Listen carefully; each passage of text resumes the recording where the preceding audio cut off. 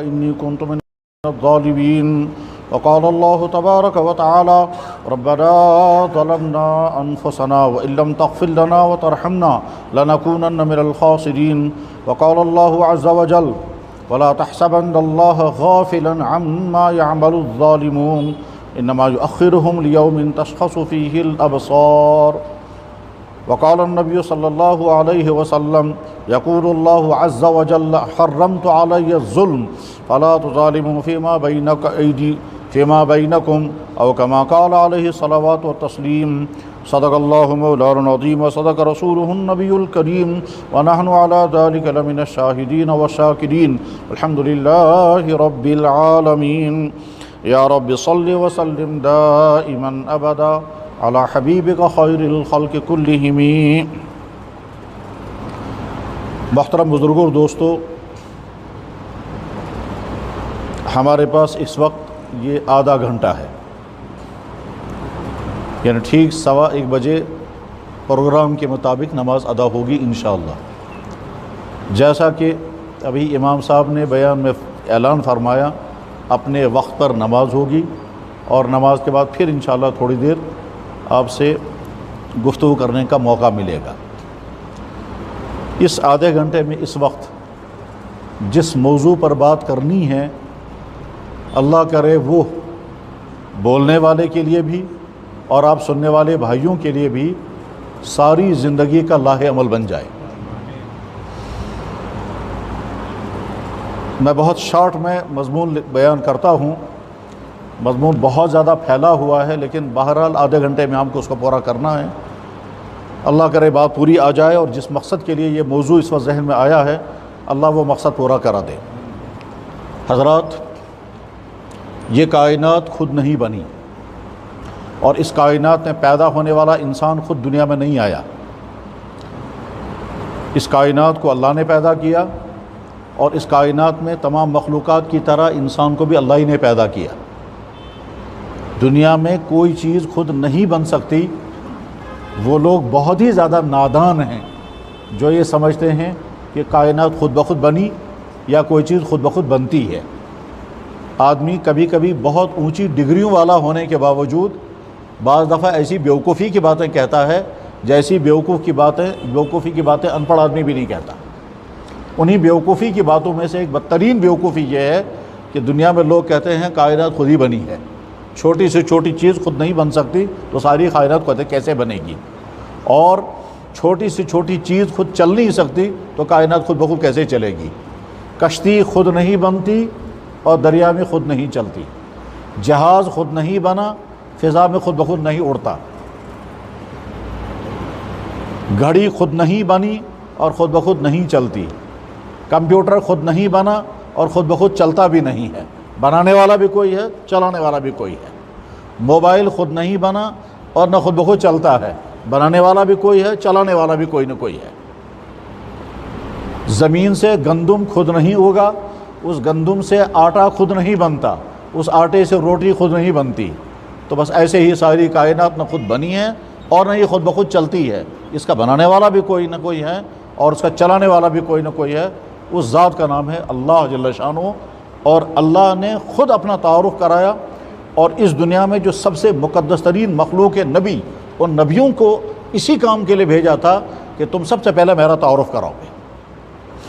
دنیا میں انسان اپنی عقل سے بہت کچھ سمجھ سکتا ہے اور بہت کچھ نہیں سمجھ سکتا. عقل کی ایک لمٹ ہے، عقل کی ایک لمٹ ہے، جیسے ہر چیز کی لمٹ ہے. انسان کو دیکھنے کے لیے آنکھ ہے، اس آنکھ کی ایک لمٹ ہے. سننے کے لیے کان ہیں، ان کانوں کی قوت سماع کی ایک حد ہے، اس سے آگے کی سن نہیں سکتے. اسی طرح سے انسان کی جو عقل ہے اس عقل کی ایک لمٹ ہے، اس سے آگے عقل نہیں سوچتی، سمجھ نہیں سکتی. بے شمار چیزیں وہ ہیں جو عقل میں نہیں آتی ہیں اور انسان ان کو ماننے پہ مجبور ہے، انکار نہیں کر سکتے اس کا، کیونکہ وہ مشاہدہ ہوتا ہے. اگر اپنی عقل سے پوچھیں گے انڈے کے اندر 21 دن میں چوزہ کیسے بن گیا اور اس چوزے کی ساری چیزیں تیار کیسے ہو گئی، پھر ان کی سیٹنگ کیسے ہوئی، پھر ان کی فٹنگ کیسے ہوئی، پھر ان کا کلر کس نے وہاں کلر سکیم کس نے چلائی، اور اس کے بعد پھر میل اور فیمیل کا فیصلہ وہاں کون کرتا ہے، اور سارا یہ 21 دن کے اندر ہو رہا ہے۔ اپنی عقل سے اگر پوچھیں گے تو عقل کہے گی کہ ہم کو سمجھ میں نہیں آتا یہ ہوتا کیسے ہے، لیکن چوزا سامنے آتا ہے۔ اور دنیا کے جتنے بھی پرندے ہوں، تمام پرندوں کے پیدا ہونے کا سسٹم یہی ہے کہ فیمیل کے جسم سے انڈا نکلے گا، پھر وہ انڈا اسی فیمیل کے نیچے رہے گا، اور کچھ دنوں کے بعد اس انڈے کے اندر سے چوزا نکل آئے گا۔ چڑیا ہو، مرغی ہو یا باقی پرندے ہوں، سب کا سسٹم اللہ نے یہی بنایا۔ عقل میں تو آتا نہیں ہے، لیکن سارے پرندے اسی طرح سے بن رہے ہیں۔ گائے کے جسم سے جو بچڑا باہر نکل کر کے آ گیا، اگر ہم اپنی عقل سے پوچھیں گے، عقل سے پوچھیں گے جس رستے سے یہ باہر آیا ہے، کیا اتنی بڑی باڈی اتنے تنگ رستے سے باہر آ سکتی ہے یا نہیں، تو عقل کہے کہ نہیں آ سکتی، مگر بچڑا تو سامنے ہے، آپ انکار کر نہیں سکتے۔ غرض یہ کہ دنیا میں بے شمار چیزیں وہ ہیں جو عقل میں نہیں آتی ہیں لیکن انسان مانتا ہے۔ آج سے 200 سال پہلے اگر کوئی انسان یہ کہتا کہ ایک وقت آنے والا ایک چھوٹا سا ڈبہ بنے گا، اس ڈبے میں لوگ بٹن دبائیں گے اور دنیا میں جہاں چاہیں وہاں بات کریں گے، تو اس وقت کی عقل کہتی ہے یہ کبھی نہیں ہو سکتا۔ آج ہر آدمی کے ہاتھ میں موبائل ہے۔ عقل سے پوچھیں گے یہ کیسے ساری دنیا سے بات ہو رہی ہے، عقل کہتی ہے سائنس سے پوچھنا پڑے گا اور ٹاور سسٹم سمجھنا پڑے گا تب۔ بہرحال دنیا میں انسان اپنی عقل سے اللہ کو نہیں سمجھ سکتا تھا، اس لیے اللہ نے ایک تو اپنا تعارف خود کرایا، اور دوسرے اللہ نے نبیوں کے ذریعے سے اپنا تعارف کرا کہ میں تمہارا خالق ہوں، میں نے تم کو پیدا کیا۔ ہم اللہ کے بنانے سے بنے ہیں، اللہ کے یہاں لانے سے ہم آئے ہیں، اور اللہ کی پیدا کی ہوئی چیزیں کھا کر ہم زندگی گزار رہے ہیں۔ اور اگر اللہ تعالیٰ شانہ انسان کی ضرورت کی چیزیں پیدا نہیں کرے گا یا پیدا کرنے کے بعد کھانا نہیں دے گا تو انسان کچھ نہیں کر سکتا ہے۔ کورونا نے ساری دنیا کو سبق سکھا دیا کہ سارے افسانے ہیں، طاقت ایک اللہ ہی کی ہے۔ ایک ایسی نظر نہ آنے والی چیز دنیا پر مسلط کر دی، دنیا کی ساری طاقتیں، سارا حتیٰ کہ سپر پاور طاقتیں بھی فیل بیٹھی ہیں، اور ابھی مقابلہ کر نہیں سکیں گے، آگے اور بڑا آنے والا ہے، اور وہ ایسا آنے والا ہے کہ اور قبر بٹھا دے گا، کیونکہ جس مقصد کے لیے اللہ نے بھیجا تھا، ٹھیک وہ مقصد انسانوں کو سمجھ میں نہیں آیا، وہ اپنا سدھار کرتے، مگر وہ سدھار چونکہ نہیں آیا ہے، نہ انڈیویجول سطح پر، نہ سوسائٹی کی سطح پر، نہ حکومتوں کی سطح پر، چونکہ وہ سدھار نہیں آیا، اس لیے تیسرا آنے والا ہے، اور آئے گا اور لازماً آئے گا اور لاکھوں کو لے کر جائے گا۔ بہرحال اللہ نے اس کائنات کو بنایا، اللہ اس کائنات کو چلا رہے ہیں، اور چلا رہے ہیں تو دیکھ بھی رہے ہیں کون کیا کر رہا ہے، اور واپس اسی اللہ کے پاس پہنچنا ہے۔ بس یہاں سے اب اصل مضمون شروع ہوتا ہے۔ اب اگر ایک مسلمان یہ پوچھتا ہے کہ جس اللہ نے مجھے پیدا کیا ہے، اس اللہ کو خوش کرنے کا طریقہ کیا ہے، اور کون سی چیزیں ہیں جو اللہ کو ناراض کر دیتی ہیں، تو بہت ساری چیزوں میں سے ایک چیز جو اللہ کو ناراض کرنے والی ہے وہ ہے ظلم۔ اللہ کو ایک تو شرک ناراض کرنے والا عمل ہے، اور ایک ظلم۔ اتنے دو ہی نہیں ہیں، اور بھی ہیں، لیکن یہ دو اہم ترین چیزیں ہیں جن کے ذریعے سے اللہ اپنے بندوں سے سخت ناراض ہوتا ہے، اور اتنا ناراض ہوتا ہے کہ جس کی کوئی حد نہیں ہے۔ یہی وجہ ہے کہ قرآن میں شرک کو بھی سختی کے ساتھ منع کیا اور ظلم کو بھی سختی سے روکا۔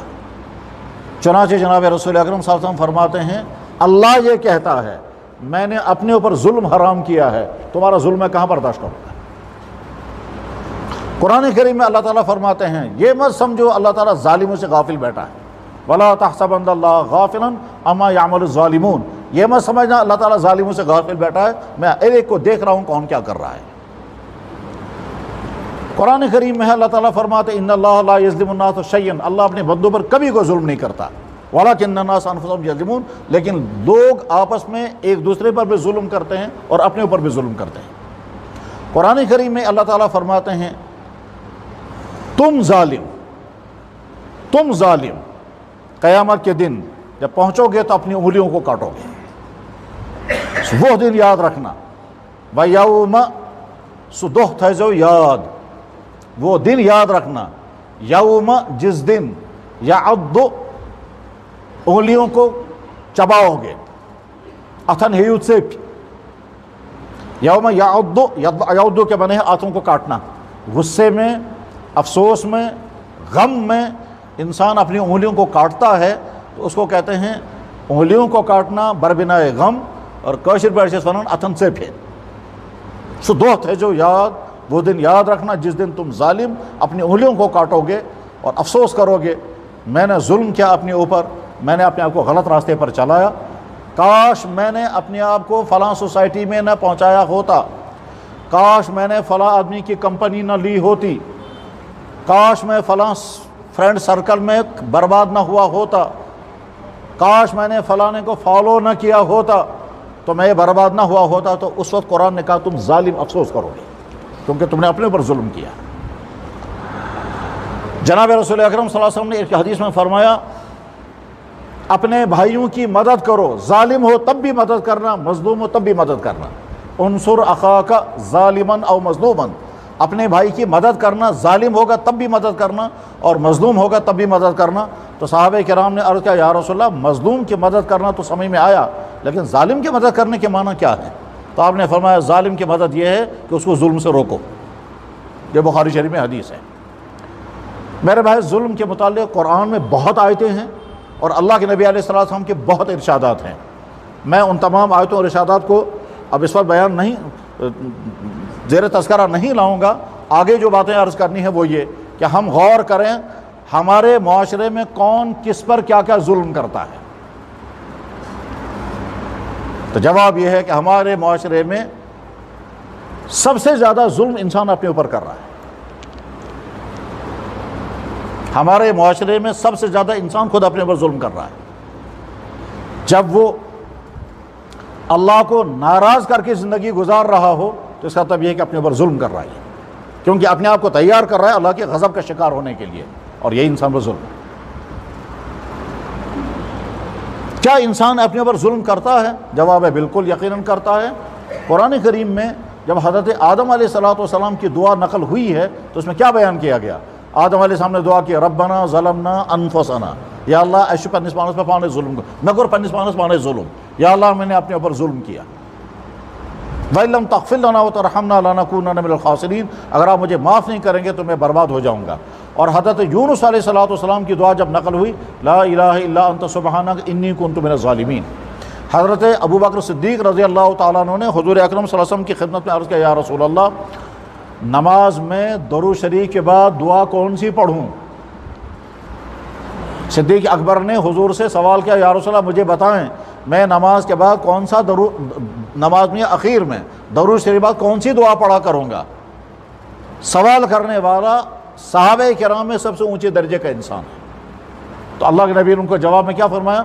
یہ دعا پڑھنا اللہم انی ظلمت نفسی، یا اللہ میں نے اپنے اوپر بہت بڑا ظلم کیا ہے، وَإِن لَمْ تَغْفِرْ لِي وَتَرْحَمْنِي أَكُنْ اللہ بن نفسی ظلما کثیرا ولا یغفر الذنوب الا انت فاغفر لي مغفرۃ من عندک وارحمنی انت الغفور الرحیم۔ تو دنیا میں انسان جو ظلم کرتا ہے اس میں سب سے زیادہ اپنے اوپر ظلم کرتا ہے۔ جب یہ گناہ کی زندگی گزار رہا ہو، جب یہ عیاشی کی زندگی گزار رہا ہو، جب یہ فحاشی کر رہا ہو، جب یہ ڈرگس استعمال کر رہا ہو، جب یہ لڑکیوں کا پیچھا کر رہا ہو، جب یہ گناہوں میں ڈوبا ہوا ہو، تو یہ سب اپنے اوپر ظلم ہو رہا ہے۔ یہ انسان اپنے اوپر ظلم کرتا اپنی جوانی پر، اپنے اخلاق پر، اپنے کیریکٹر پر، اور اس ظلم کا نتیجہ آگے تباہی آتی ہے۔ تو ظلم کی ایک قسم وہ ہے جو انسان اپنے اوپر خود کرتا ہے، اور ظلم کی دوسری قسم وہ ہے جو انسان دوسروں پر کرتا ہے۔ ہم اپنے معاشرے میں ذرا گہری نظر سے دیکھیں ہمارے معاشرے میں کون کس پر کتنے ظلم کرتا ہے۔ جواب والدینوں کی طرف سے اولادوں پر ظلم ہوتا ہے، اولادوں کی طرف سے والدین پر ظلم ہوتا ہے۔ گھروں میں شوہروں کی طرف سے بیویوں پر ظلم ہوتا ہے، بیویوں کی طرف سے شوہروں پر ظلم ہوتا ہے۔ گھروں میں ساسوں کے ذریعے سے بہویں بہت ستائی جاتی ہیں اور بہوؤں کے ذریعے سے ساسوں پر بہت ظلم ہوتا ہے۔ دفتروں میں افسروں کے ذریعے سے ماتحتوں پر ظلم ہوتا ہے اور ماتحتوں کے ذریعے سے عوام پر ظلم ہوتا ہے۔ دوا دکانوں پر دکانداروں کے ذریعے سے کسٹمروں پر ظلم ہوتا ہے اور کسٹمروں کے ذریعے سے دکانداروں پر ظلم ہوتا ہے۔ بڑے دکاندار چھوٹے دکانداروں پر ظلم کرتے ہیں، چھوٹے دکاندار کسٹمروں پر ظلم کرتے ہیں۔ ہسپتالوں میں کبھی ڈاکٹر مریضوں پر ظلم کرتے ہیں، مریضوں پر ظلم کرتے ہیں، اور ایسا عجیب ظلم آدمی حیران ہو جاتا ہے، جس دوا کی مریض کو ضرورت نہیں ہے وہ دوا ڈاکٹر لکھے گا تاکہ وہاں سے کمیشن لے۔ ٹیسٹ کرنے والے ٹیسٹ کرانے والوں پر ظلم کرتے ہیں، ان بیچاروں کو نہیں معلوم ہے ہم سے کتنا فیس لی جا رہی ہے، اور ٹیسٹوں کے بعد پھر فیسیں لی جاتی ہیں، اور ان بیچاروں کو نہیں معلوم ہم سے کیا کیا کروایا جا رہا ہے۔ بہت سارے بزنس کرنے والے اداروں کے ساتھ بزنس کرتے ہیں، تو ادارے والے ان پر ظلم کرتے ہیں کہ ہم تم سے پرچیز کریں گے، مگر جب بل بناؤ گے تو اس میں ہمارے لیے حصہ رکھنا، اور یہ ان پر ظلم ہوتا ہے، وہ ان کے ذریعے ان پر ظلم ہوتا ہے۔ ٹیچروں کے ذریعے سے سٹوڈنٹس پر ظلم ہوتا ہے، اور شاگردوں کے ذریعے سے دوسرے شاگردوں پر ظلم ہوتا ہے۔ قرضہ لینے والوں کے ذریعے سے قرضہ دینے والوں پر ظلم ہوتا ہے، اور قرضہ دینے والوں کے ذریعے سے قرضہ لینے والوں پر ظلم ہوتا ہے۔ ظلموں کی بہت ساری قسمیں وہ ہیں جن کو لوگ اب ظلم سمجھتے ہی نہیں، اس کی پرواہ ہی نہیں ہے، اس کا خیال بھی نہیں ہوتا ہے، اسی میں ہے کہ انسان خود بھی اور دوسروں کو بھی وہ چیزیں کھلاتا ہو جو صحت کے لیے مضر ہے، لیکن صرف ٹیسٹ کے لیے کھلا رہے ہیں، اور یہ ظلم ہے۔ اس لیے اس پوری گفتگو کا میسیج اگر ہے تو وہ یہ کہ ہم کسی کے لیے ظالم نہ بنیں۔ میرے بھائی، جب ایک باپ یہ کہہ رہا ہو کہ میری اولاد مجھ سے یہ کہتی ہے ہم انتظار میں ہیں کار مارک سے، اس سے زیادہ ظلم اور کیا ہوگا؟ ظلموں کی ایک قسم وہ ہے کہ جو زبان سے ہوتا ہے، اور ظلموں کی ایک قسم وہ ہے جو ہاتھوں سے ہوتا ہے، اور ظلم کی ایک قسم وہ ہے جو پیسوں کے ذریعے ہوتا ہے، ظلم کی ایک قسم وہ ہے جو کرسی کے ذریعے ہوتا ہے، ظلم کی ایک قسم وہ ہے جو قانون کے ذریعے ہوتا ہے، ظلم کی ایک قسم وہ ہے جو حکومتوں کے ذریعے ہوتا ہے، ظلم کی ایک قسم وہ ہے جو قوموں کے ذریعے سے قوموں پر ظلم ہوتا ہے۔ ظلموں کی ایک قسم وہ ہے کہ جو صرف اقتدار کے نشے کے بنا پر لوگوں پر ظلم کیا جاتا ہے، اور ظلم کی ایک قسم وہ بھی ہے کہ جو گلیوں میں ایک دوسرے پر ظلم کرتے ہیں، ظلم کی ایک قسم وہ بھی ہے کہ جو پڑوسی پر ظلم کرتا ہے، ظلم کی ایک قسم وہ بھی ہے جو رشتہ دار پر ظلم کرتا ہے۔ اگر غور کیا جائے تو آج کے زمانے میں شاید کہیں کا کوئی معاشرہ بچا ہوا نہیں ہے، آج کی مہذب دنیا جو کہتا ہے ماڈرن ایک زمانہ، یہ ماڈرن زمانہ میں جتنا ظلم ہوتا ہے پچھلی تاریخ میں کبھی اتنا ظلم نہیں ہوتا تھا۔ قومیں قوموں پر ظلم کرتے ہیں، اور ایسے عجیب عجیب ظلم کرتے ہیں، عقلیں حیران ہو جاتے ہیں بشرطے کہ اس کے تفصیلات معلوم ہو۔ یہاں تک کہ دوا بنانے والی کمپنیاں اربوں خربوں کا فراڈ کرتی ہیں لوگوں کا ظلم کرنے کے، ان کا پیسہ کھینچنے کے لیے، خربوں کا فراڈ۔ ایک زمانے میں سوائن فلو نکلا تھا، بعد میں پتا چلا وہ سارا فراڈ تھا، وہ صرف پیسہ کھینچنے کے لیے تھا۔ وہ شخص جس کو اللہ نے بہت اونچا عہدہ عطا کیا ہے، عزت والا عہدہ، پیسہ کمانے والا عہدہ، لیکن وہ کمپنی کے ساتھ سیٹنگ کرتا ہے، اور پھر ایکسپائر شدہ ویکسینیں وہ ایک معصوم بچوں کو پلا رہا ہے صرف پیسہ کمانے کے لیے۔ یہ کون سی قسم کا ظلم ہے؟ وہ شخص کی جو پیشنٹ اس کے پاس آتا ہے، اور وہ پیشنٹ پیسہ دینے کے قابل نہیں ہے، اور اس کے بعد کہتے ہیں کہ تمہیں چاہے زمین بیچنی پڑے، تمہیں چاہے یہ کرنا پڑے، سرجری کے بغیر چارہ کار نہیں ہے، اور زبردستی سرجری کرتا ہے، اس لیے کرتا ہے تاکہ وہ پیسہ کما سکے۔ سکول یا کالج میں ٹیچر جو ہے وہ پڑھانے کو تیار نہیں، کیونکہ اگر یہاں میں پڑھاؤں گا تو پھر مجھے ٹیوشن کا پیسہ نہیں ملے گا۔ وہ کہتا ہے ٹیوشن پڑھنے کے لیے آ جاؤ، میں بعد میں فون۔ میرے بھائی، زبانوں کے ذریعے ظلم، مالوں کے ذریعے سے ظلم، رویوں کے ذریعے سے ظلم۔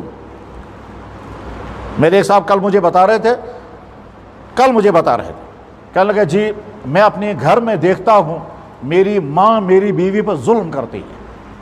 میں نے کہا کیا ظلم کرتی ہے؟ کہنے لگے رات کا ٹھنڈا کھانا میری بیوی کو دیتی ہے، اور تازہ کھانا خود کھاتی ہے اور اپنی بیٹیوں کو کھلاتی ہے۔ سڑی ہوئی روٹیاں جو بچی ہوئی ہوں، کئی دن کی ہوں، وہ میری بیوی کو کھلاتی ہے، اور جب خود کھانا ہوتا ہے یا اپنی بیٹیوں کو کھلانا ہوتا ہے تو ان کو تازہ کھلاتی ہے۔ کہا میں یہ دیکھتا ہوں مگر میں کچھ کہہ نہیں سکتا کیونکہ میری ماں ہے۔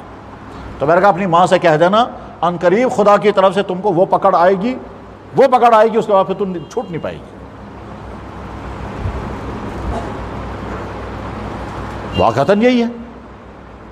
ہم بار بار غور کریں جو آدمی جس جگہ ہے، جب دکاندار اپنے سیلز مین پر ظلم کر رہا ہو، جب سیلز مین اپنے دکاندار پر ظلم کر رہا ہو، جب دفتر کا بڑا اپنے چھوٹے پر ظلم کر رہا ہو، اور دفتر کا کلیگ اپنے کلیگ پر ظلم کر رہا ہو، جب قانون کے ذریعے سے ظلم کیا جا رہا ہو، جب اپنے سٹار کے ذریعے سے ظلم کیا جا رہا ہو، تو سمجھنا چاہیے یہ معاشرہ اب زندہ رہنے کے قابل نہیں۔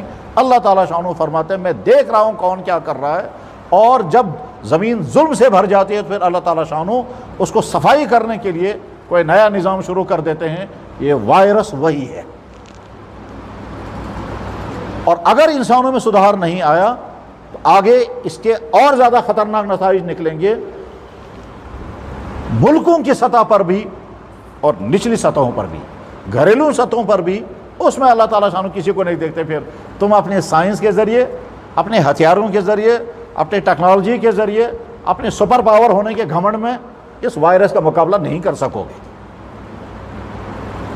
اگر یہ سوال کیا جائے کہ یہ اچانک آیا، ساری دنیا پر مسلط ہو گیا، ساری دنیا اس کے سامنے بے بس ہو گئی اور مقابلہ کر نہیں پا رہے ہیں، اور ویکسینیں تیار کی گئی، وہ بھی اس میں بھی طرح طرح کے فراڈ آ رہے ہیں، اور وہ ویکسینیں تیار ہو رہی ہیں لیکن وائرس نے شیپ بدل دی، اور بدلنے کے بعد اب نئی شیپ کے ساتھ آئے گا، تمہاری ویکسینیں فیل ہو جائیں گی۔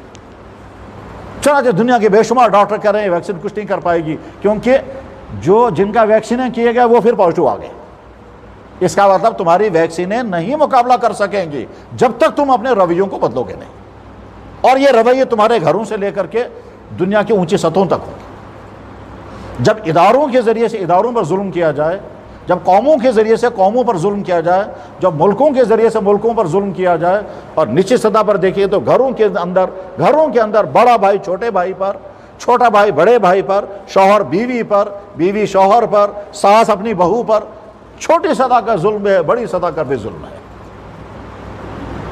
جب تک ان ظلموں کا خاتمہ نہیں ہوگا اللہ تعالیٰ شانہ غضبناک ہی رہیں گے، اور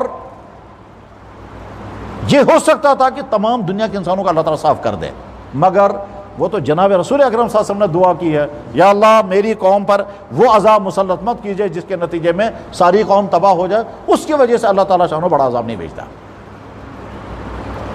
جب غلط قانون بنا کر کے لوگوں پر ظلم کیا جائے، جب لوگوں کے حقوق تلف کیے جائیں، جب لوگوں کے مالیات کو برباد کیا جائے، اور جب غلط نظریات پھیلا کر کے لوگوں کو گمراہ کیا جائے، یہ سب ظلموں کے اقسام ہیں۔ فکری مظالم الگ، عملی مظالم الگ، لسانی مظالم الگ، مالی مظالم الگ، مظالم کی جو بھی قسم ہوگی اللہ تعالیٰ دیکھتا ہے۔ وَلَا تَحْسَبَنَّ اللَّهَ غَافِلًا عَمَّا يَعْمَلُ الظَّالِمُونَ، تم مت سمجھنا، ہرگز گمان مت کرنا کہ اللہ تعالیٰ شانہ غافل بیٹھے ہیں، اللہ کو علم نہیں ہے کون انسان کیا کر رہا ہے۔ میری نظروں میں سب کا حال ہے، سب کو میں دیکھ رہا ہوں کہ ان کا کیا کر رہا ہے، کون کس پر کس طرح سے ظلم کر رہا ہے، چاہے نچلی سطح پر ہو یا بڑی سطح پر۔ حتیٰ کہ جناب رسول اکرم صلی اللہ علیہ وسلم نے یہ بھی فرمایا جانوروں کا ظلم بھی اللہ برداشت نہیں کرتے ہیں۔ کیا فرمایا حضور نے؟ فرمایا اتقوا اللہ بہذی البہائم المعجمہ، یہ جو گونگے جانور تمہارے گھروں میں ہیں ان پر بھی ظلم مت کرنا، اللہ اس کو بھی برداشت نہیں کرتے۔ جو ہمارا نبی، اللہ کے نبی نے فرمایا لا تسبوا الدیک، مرغے کو کیوں برا کہہ لیتے ہو تم، وہ تو تم کو صبح نماز کے لیے جگہ دیتا ہے۔ تو جس نبی نے مرغے کو برا بلا کہنے سے منع کر دیا، جناب رسول اکرم صلی اللہ علیہ وسلم تشریف فرما ہیں، ایک خاتون آئیں اور اس کا اتفاق سے قد چھوٹا تھا، اس نے کچھ باتیں حضور سے کی اور اس کے بعد چلی گئی۔ تو حضرت عائشہ صدیقہ رضی اللہ تعالیٰ عنہ نے حضور سے پوچھا یہ کیا کہہ رہی تھی؟ حضور نے فرمایا کون؟ تو حضرت عائشہ نے توہین آمیز انداز میں اشارہ کر کے کہا وہ چھوٹ زائیں کیا اس وقت، وہ جو چھوٹی قد کی آئی تھی۔ تو حضور نبی صلی اللہ علیہ وسلم نے فرمایا عائشہ تم نے وہ کڑوی بات کہی ہے کہ اگر یہ سمندر میں ڈال دیا تو سارا سمندر کڑوا ہو جائے گا۔ گویا حضور نے یہ بھی پسند نہیں فرمایا کہ کسی کے قد کی طرف تحقیر کے ساتھ اشارہ کر کے کہا وہ چھوٹا قد، کیونکہ جب وہ سنے گا اس کو دکھ ہوگا۔ تو ہمارا دین تو اس کو بھی برداشت نہیں کرتا ہے، ہمارا نبی اس کو بھی برداشت نہیں کرتا ہے کہ کسی کے متعلق وہ جملہ بولا جائے، اگر وہ سن لے تو اس کو دکھ ہو جائے، یہ بھی ظلم ہے۔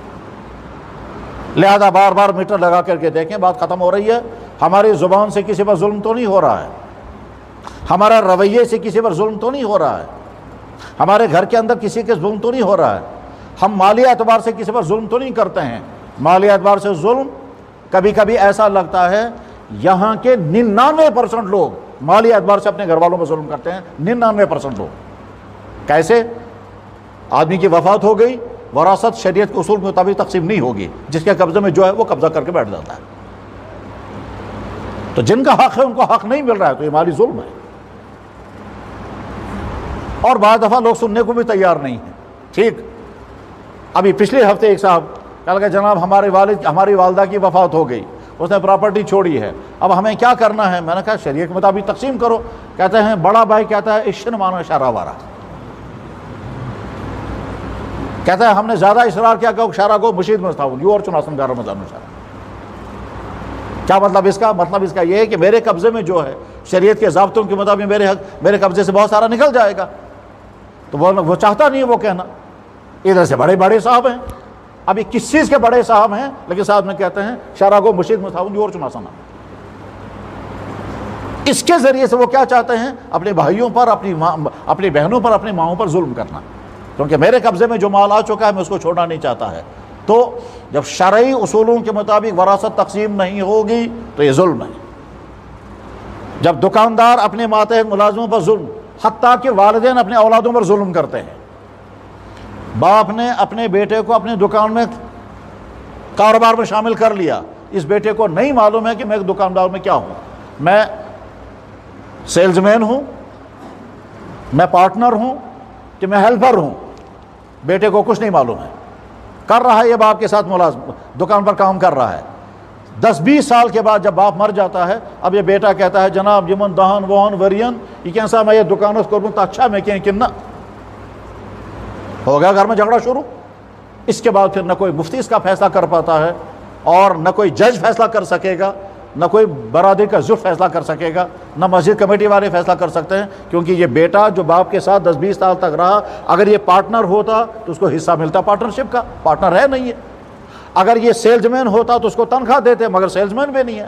اگر اس کو ہیلپر مان لیا جائے تو 10-20 سال اس نے ہیلپ کیا ہے، مگر کہتا ہے دہن وہن ورین 10-20 سال اگر میں نے کہیں اگر مزدوری کی ہوتی تو میں نے کچھ کمایا ہوتا وہاں۔ یہ باپ اس بیٹے پہ ظلم کر رہا ہے، اس کے 10-20 سال اس نے لے لیے اور اسے کچھ پتہ نہیں ہے کہ میں تم کو اس 10-20 سال کا کچھ ملے گا یا نہیں۔ بے شمار گھروں میں یہاں یہی جھگڑے ہیں، اور بعد میں کوئی حل نکلتا نہیں ہے، سال ہر سال لڑتے رہیں گے، پراپرٹیاں برباد کر دیتے ہیں، کہیں کورٹوں میں لڑتے رہتے ہیں۔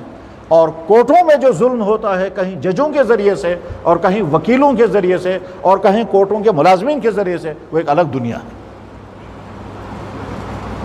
اللہ کا سب کے لیے اعلان ہے، لوگوں ظلم مت کرو، نہ اپنے زمانوں کے ذریعے، نہ اپنے عہدوں کے ذریعے، نہ اپنی کرسیوں کے ذریعے، نہ اپنے اقتدار کے ذریعے، نہ اپنی تگڑم بازیوں کے ذریعے، نہ اپنے فراستوں کے ذریعے ظلم مت کرو، نہ مالی ظلم، نہ اخلاقی ظلم، نہ لسانی ظلم، ہر ظلم سے بچو تو تم کو امن نصیب ہوگا۔ اور اگر تم ایک جگہ ظلم کرو گے دوسری جگہ تم پر کوئی اور ظلم کرے گا۔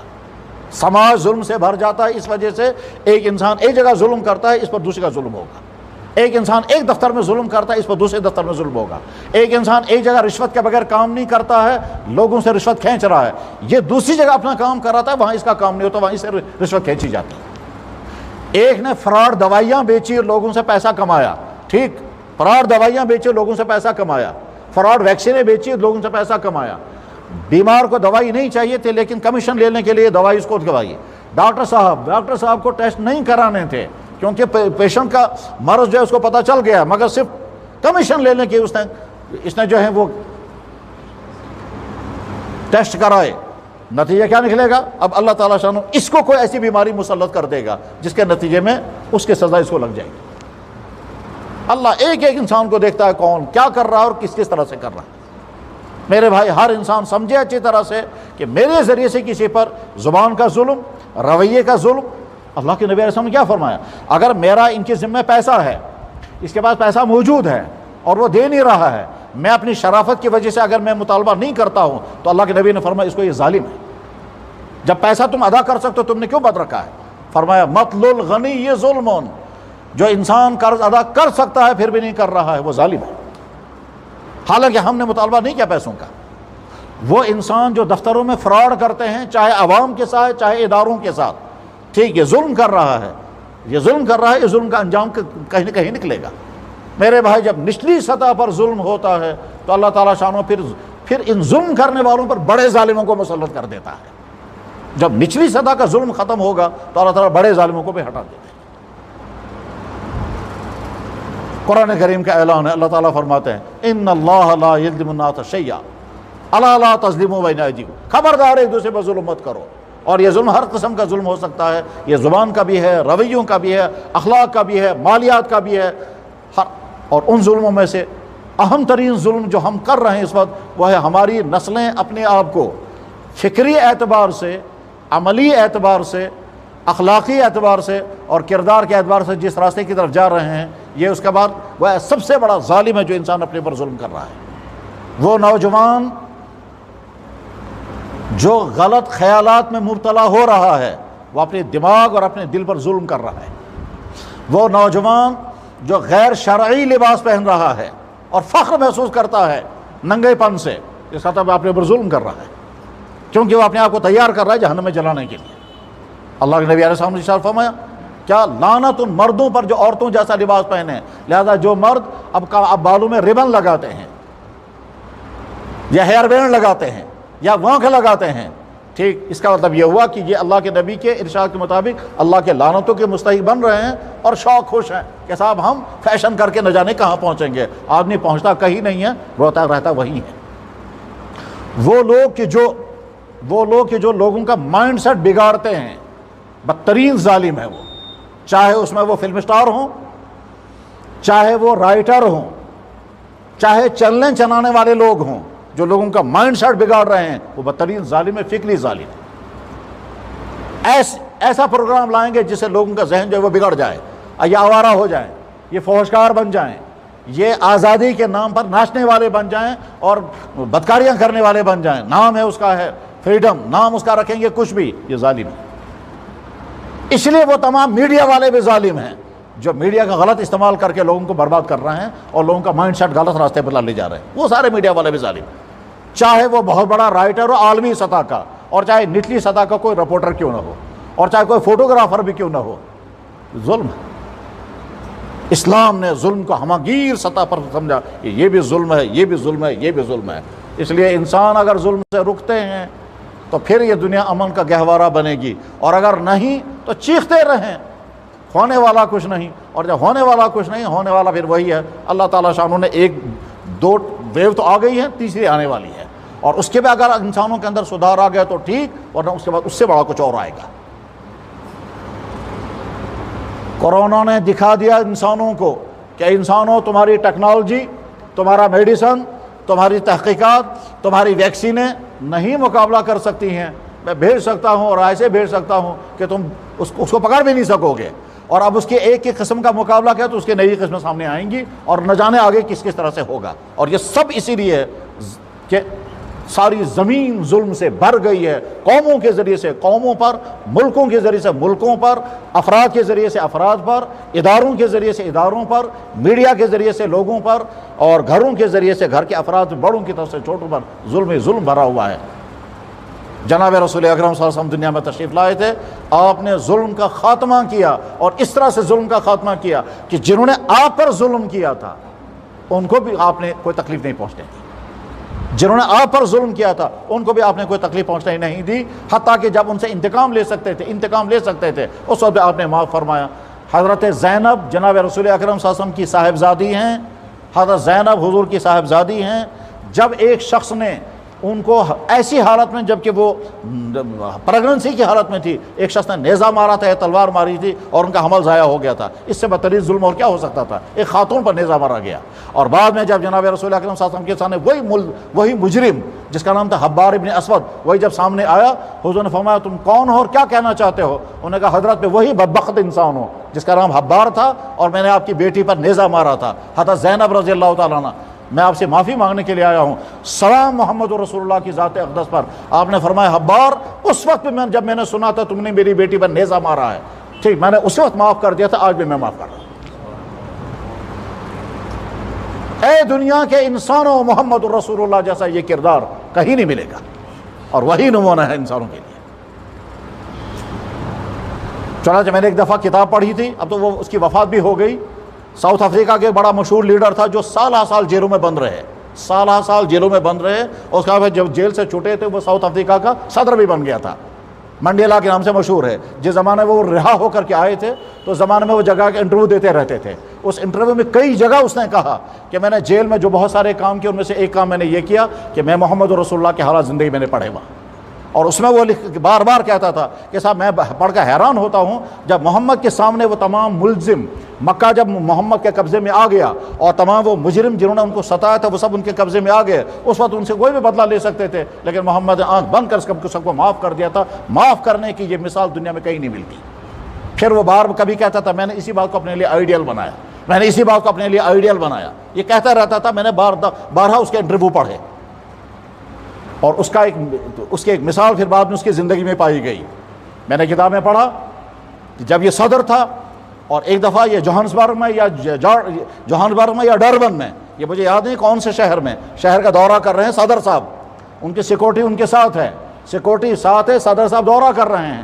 کافی دیر کے بعد انہوں نے کہا کہ بھائی بہتر ہے اب ہم واپس وہاں جانے کے بجائے ہم یہی کسی ریسٹورنٹ میں کھانا کھائیں گے۔ سیکورٹی کا افسر چلا گیا، ایک ریسٹورنٹ کو اس نے چیک کیا، اس کے بعد صدر صاحب اندر آ گئے کھانا کھانے کے لیے، ٹیبل پر بیٹھے، آرڈر دیا گیا تو اگلی ٹیبل پر ایک آدمی کھانا کھانے کے لیے بیٹھا تھا، مگر وہ مسلسل کانپ رہا تھا۔ منڈیلا کہتا ہے کہ میرے آدمی نے مجھ سے کہا لگتا ہے یہ آدمی بہت زیادہ بیمار ہے، دیکھو کیسے کپ کپا رہا ہے۔ منڈیلا نے کہا یہ بیمار نہیں ہے، البتہ ایک کام کرو تم اس کو کہو ہمارے سے ٹیبل پہ آ جاؤ۔ یہ جا کر اسے کہہ رہا آپ بھی آ جائیے ٹیبل پر۔ وہ کانپتے اور اپنی وہ ٹرے وے لے کر کے آگے ان کے ٹیبل پر بیٹھا۔ یہ کھاتے رہے، وہ بھی کھاتا رہا مگر کپ کپاتا رہا۔ یہ اس کو دیکھتے رہے کپ کپا، مگر صدر صاحب اس کو نہیں دیکھتے تھے، وہ اپنا کھاتے رہے۔ یہ واقعہ لکھا ہے۔ کھانا کھانے کے بعد وہ آدمی اٹھ کر چلا گیا تو سیکورٹی کے افسر نے ان سے کہا سر یہ کتنا بیمار آدمی تھا، یہ بیچارہ اطمینان سے کھا بھی نہیں سکتا تھا۔ تو منڈیلا نے کہا یہ بیمار نہیں تھا بلکہ اس کا واقعہ ایک اور ہے۔ میں کہا کیا؟ کہنے لگا واقعہ یہ ہے کہ جب میں جیل میں بند تھا اور مارتے مارتے جب لوگ تھک جاتے تھے اس وقت مجھے پانی کی چاہت ہوتی تھی، یہ آدمی جیل میں افسر تھا وہاں پانی پلانے کے لیے، میں اسے پانی مانگتا تھا، یہ مجھ پر پیشاب کرتا تھا۔ اور آج میں چونکہ صدر ہوں اور اتفاق سے ہم ایک ہی ریسٹورنٹ میں جمع ہو گئے ہیں، اس کو یہی فکر ہے کہ اب میرے ساتھ نہ جانے کیا ہوگا۔ ٹھیک، اس کے بعد منڈیلا نے کیا کہا کہ لیکن تم کو معلوم ہے کہ بدلہ لینا جو ہے وہ نیچ لوگوں کا کام ہے، محمد رسول اللہ کا نمونہ میرے سامنے، میں بدلہ لینے والا اس سے نہیں ہوں۔ یہ واقعہ میں نے پڑھا، کتاب کا نام ہے تہذیب الاخلاق، یہ میگزین ہے جو علی گڑھ یونیورسٹی سے نکلتی ہے، اور پروفیسر اطہر صاحب اس طرح کے واقعات لکھتے رہتے ہیں، اس میں انہوں نے یہ واقعہ نقل کیا ہے، میں نے ریفرنس دے دیا۔ میرے بھائی ہم بار بار اپنے آپ کو میٹر لگا کے دیکھیں، ہمارے ذریعے سے کہیں کسی پر ظلم تو نہیں ہو رہا ہے۔ ٹھیک، وہ مسجد کے منتظمین جو اماموں پر ظلم کرتے ہیں، وہ دکاندار جو اپنے کسٹمروں پر ظلم کرتے ہیں، وہ کسٹمر جو اپنے دکاندار پر ظلم کرتے ہیں، وہ افسر جو اپنے ماتحتوں پر ظلم کرتا ہے اور ماتحت سر نیچے کر کے سر کرتا رہتا ہے لیکن دل میں اس کے آگ لگی ہوئی ہوتی ہے، وہ ساسیں جو اپنے گھر کی بہوؤں پر ظلم کرتے ہیں، وہ بہوؤں پر نہیں، وہ اپنے بیٹوں پر بھی ظلم کرتی ہیں۔ اپنے بیٹے کی زندگی اجیرن بنانا بہت ساری ساسوں کا کام ہے، اور ساسیں کہتی ہیں بلاگائے بالا، ادھر سے آگ لگاتی رہتی ہے۔ گھروں کا، دفتروں کا، بازاروں کا، دکانوں کا، اداروں کا اور ملکوں کا نقشہ سامنے رکھ کر کے طے کرنا چاہیے۔ اگر یہ ظلم ختم ہو گئے تو اللہ تعالیٰ شانوں کی طرف سے آمین، اور اگر نہیں تو پھر اللہ تعالیٰ کبھی ایک طرف سے تھپڑ لگاتے ہیں، کبھی دوسری طرف سے تھپڑ لگاتے ہیں۔ قرآن کریم میں اللہ تعالیٰ شانوں نے بار بار فرمایا جب تمہاری زندگی میں سدھار آئے گا اور تم میرے بندے بنو گے، انسانوں کے لیے رحیم بنو گے، انسانوں کے لیے ظالم نہیں بنو گے، تو پھر تمہیں امن و اطمینان ہوگا۔ اور اگر نہیں، الذین آمنوا ولم یلبسوا ایمانہم بظلم، جنہوں نے ایمان قبول کیا اور اپنی ایمان کے ساتھ ظلم نہیں ہونے دیا، اولئک لہم الامن وہم مہتدون، انہیں کو امن ملے گا تبھی ہدایت ملے گی۔ وآخر دعوانا ان الحمد للہ رب العالمین برحمتک یا ارحم الراحمین۔